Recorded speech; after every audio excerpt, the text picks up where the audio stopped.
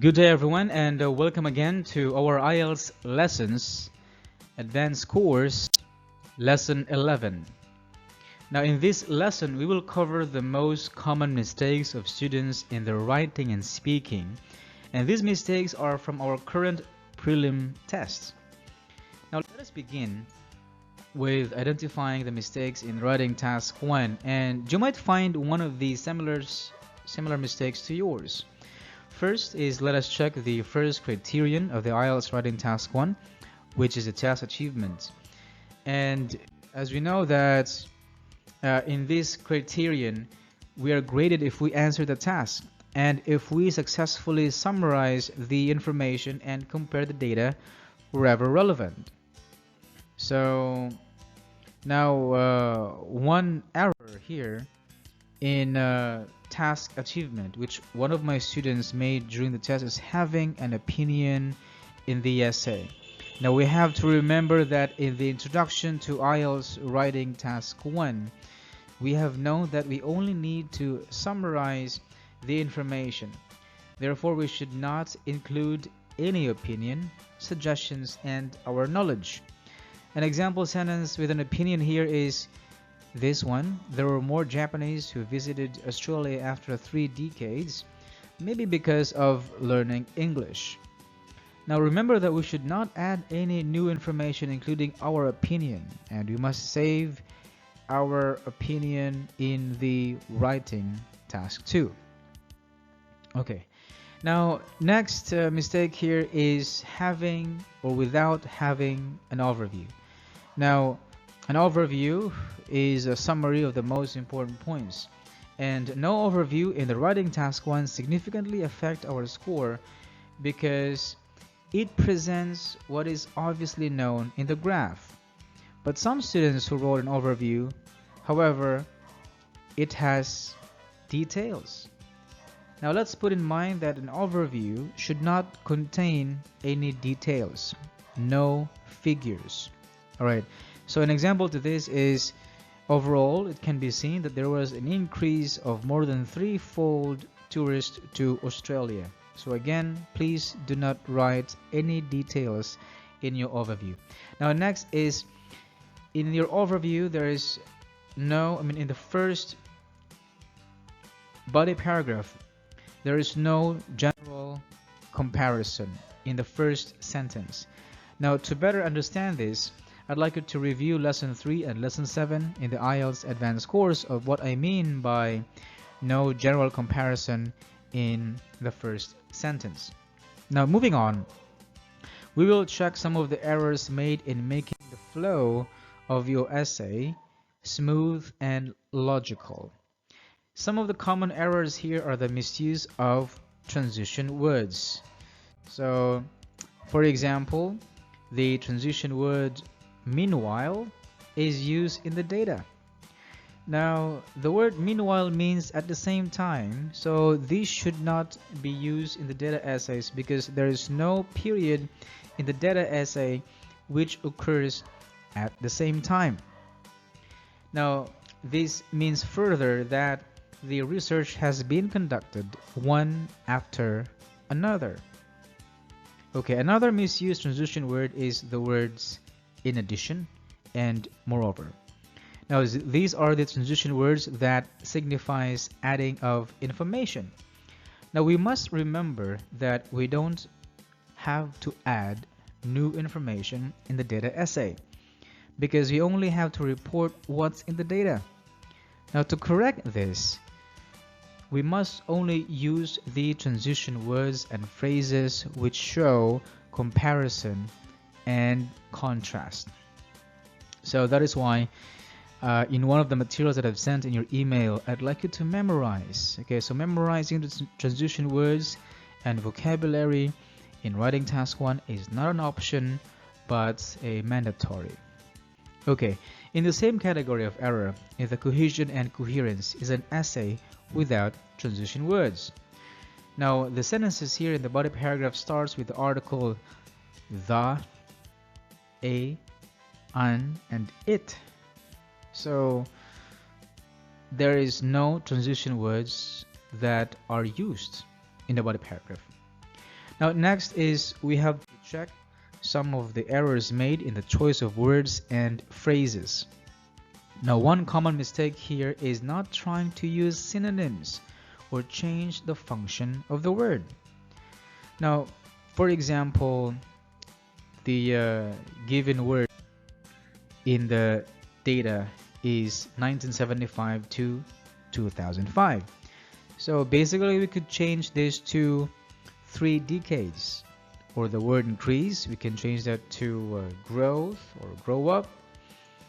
And yes, with this I'd like you to review lesson 3 of this course, and we will learn some useful synonyms, words and phrases which we use to describe data essays. Okay, not only this, but some words used are informal, such as the use of contractions, and the choice of synonyms were not appropriate. Okay, so for example, we have here the informal word haven't, because it is a contraction, and the choice of synonyms.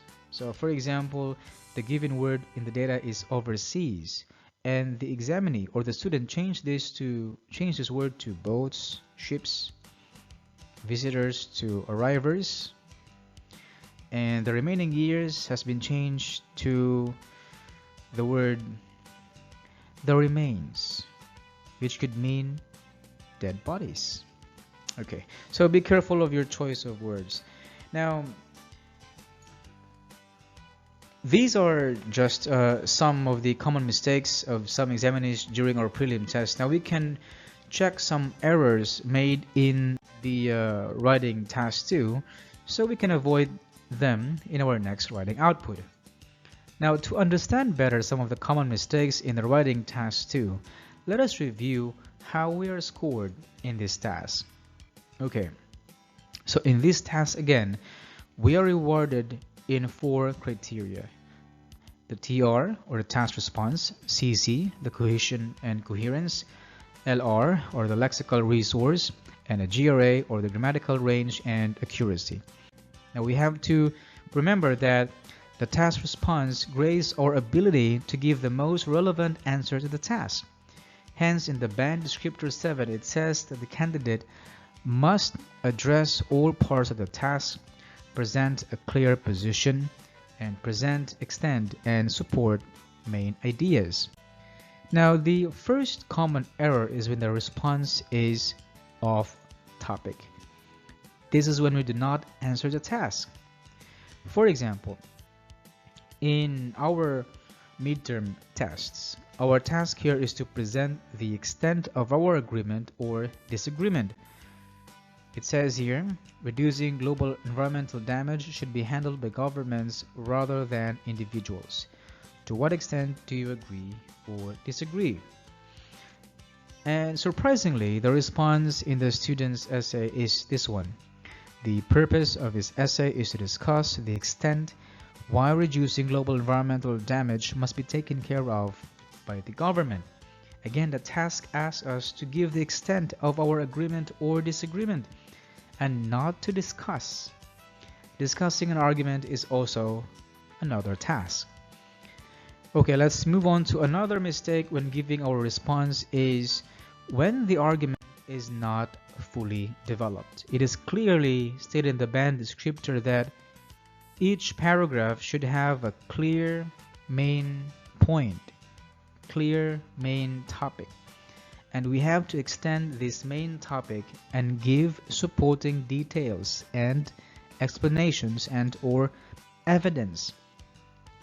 However, some of your main points do not have a clear and well supported details and explanations. Now, to understand this better, please review lesson 4 in this IELTS Advanced course. Okay, the next common mistake here in our task response is overgeneralization. It is a big no to overgeneralize in this essay because we are here to make an argument, which can still be subjected to debate. Now, for example, in one of the sentences in the student's essay, it read there, When governments impose a policy on protecting the environment, people will follow. Now, the verb future tense will means certainty, and we cannot be certain that all people will follow once the government imposes such a policy. So to avoid this error, we can use the modal verb possibility. So we could change the previous statement to enforcing environmental laws could help in making citizens protect the environment. So again, instead of overgeneralizing by using the modal verb will, which means certainty, we could use the modal verb could, which means possibility. Okay. Now let's move on to identifying our errors in making our ideas coherent and logical. Now from this criterion, in the band descriptor 7, it says that the candidate must logically organize information and ideas, have a clear progression of ideas, use a range of cohesive devices appropriately, and present a clear main topic within each paragraph. However, some of us do not use a sufficient progression of ideas, or we have not skillfully applied a clear information sequence.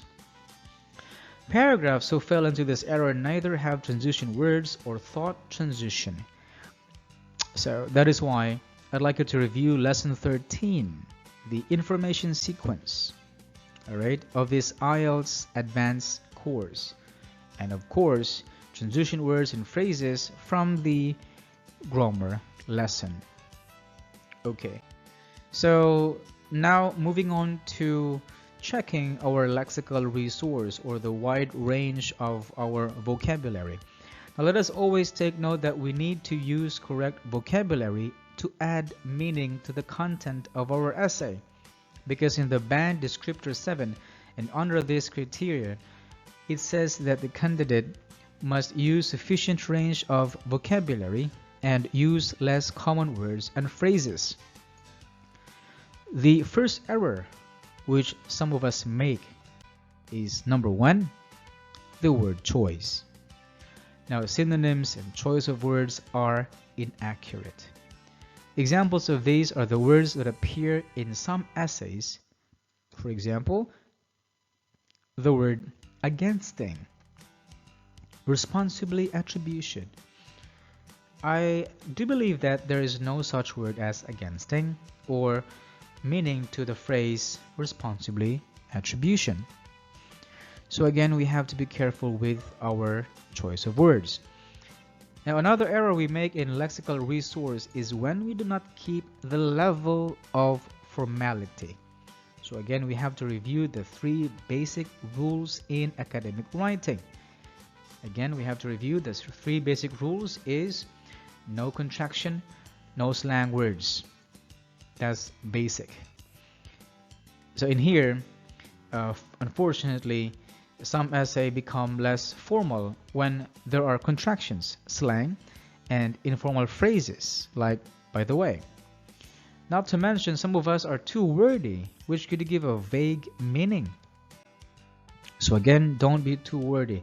And a clear example to this is the phrase by the overall perspective.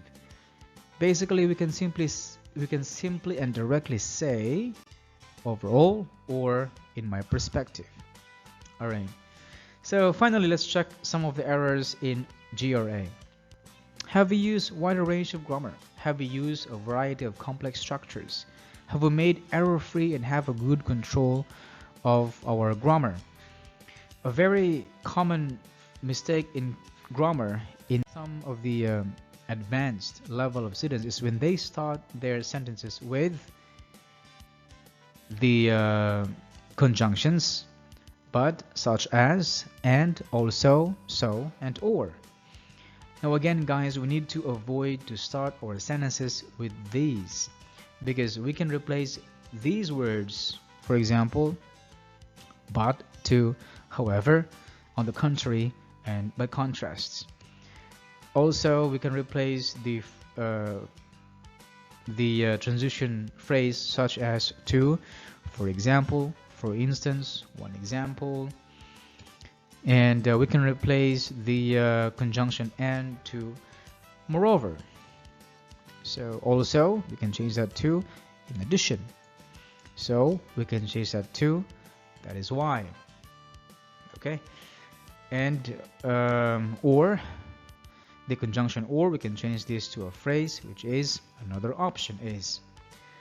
Finally, let's remind ourselves of some of the things we need to improve in our speaking. Okay, now for fluency and coherence, we have to be natural when answering. So I'd like you to avoid memorized answers and then expand a little bit our response and show confidence and not hesitations in our answers without showing any hesitations. Next is we have to avoid long pauses, self-correction, and fillers, or something that we have not fully understood the question.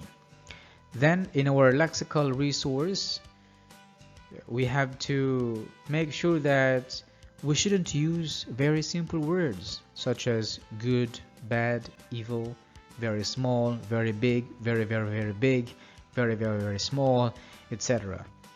Next is we have to practice paraphrasing or effectively use synonyms or change the word function. And for our grammar, we must keep using complex sentences starting from the speaking proper up to the end of the speaking test, and keep an accurate use of grammar. And lastly is our pronunciation.